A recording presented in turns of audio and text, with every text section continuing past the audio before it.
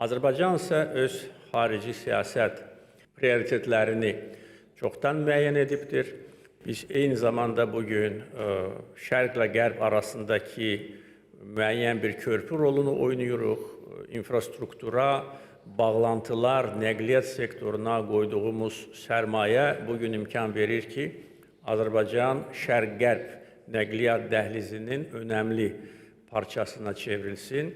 Ortaq dəhliz layihəsində biz fəal iştirak edirik.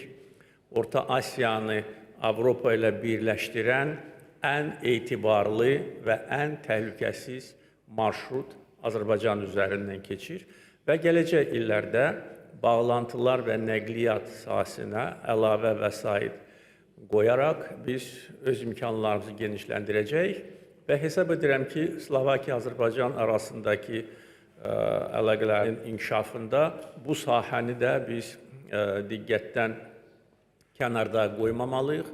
Çünki bunun çox böyük potensialı vardır.